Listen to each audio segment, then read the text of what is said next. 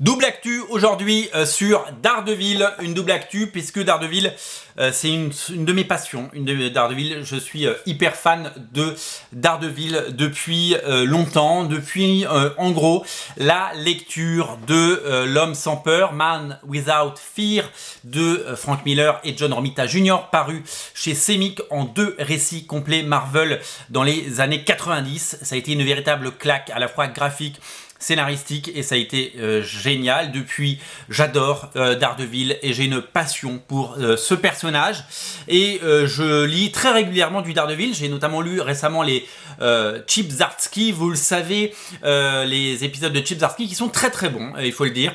C'est très très bon, il y a 4 tomes, le 4e vient de sortir, la série s'arrête aux États-Unis à l'automne et ça aura fait un super run sur Daredevil et on est content parce qu'il y a des très bonnes phases et des très bonnes périodes sur Daredevil. Moi évidemment j'ai quelques titres chouchous évidemment sur Daredevil. Il y a notamment le Daredevil jaune, le Daredevil yellow de Jeff Lobb. Il y a évidemment celui de Kevin Smith que j'ai adoré, dessiné par Joe Quesada qui avait relancé Daredevil à la fin des années 90, début 2000.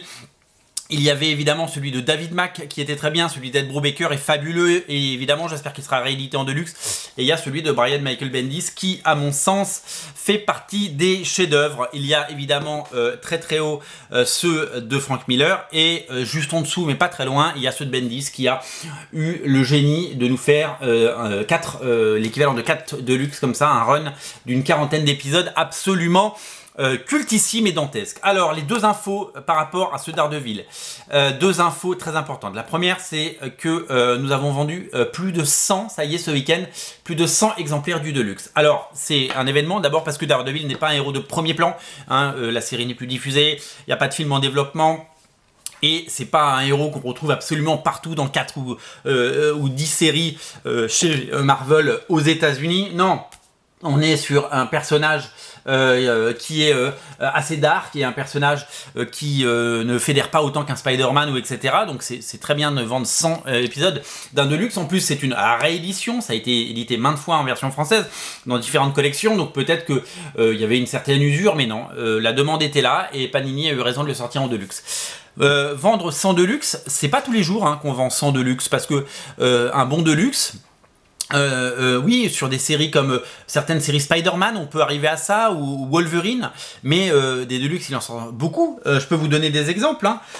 Des Deluxe normaux, d'autres Deluxe de Bendis, comme Defenders ou Jessica Jones, on est autour de 30-40 exemplaires, vous voyez, et pour nous, on considère que c'est une très bonne vente.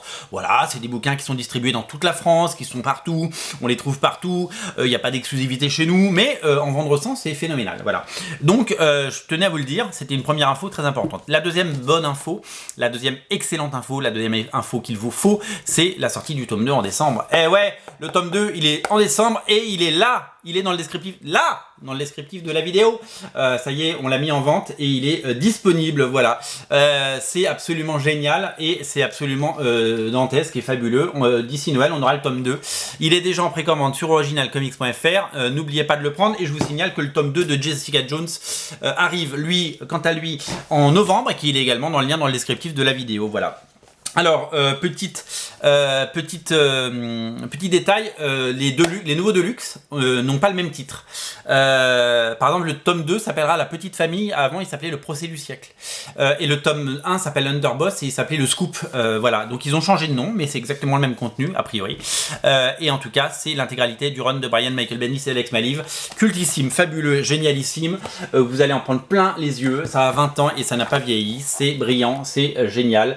Et c'est tout simplement un chef-d'œuvre. Voilà, il faut avoir lu Daredevil. Merci de l'avoir lu chez nous. Je vous rappelle que si vous le prenez chez nous, le port est offert puisqu'on dépasse les 29 €. Donc je vous invite à précommander le tome 2 sans plus tarder. Voilà, c'est à découvrir sur originalcomics.fr. Dernier détail, je vous montre ma merveille. Regardez mon Funko Pop Daredevil, le classique, le costume classique. Je l'adore. Il est absolument magnifique. Voilà, c'est tout pour aujourd'hui. Salut.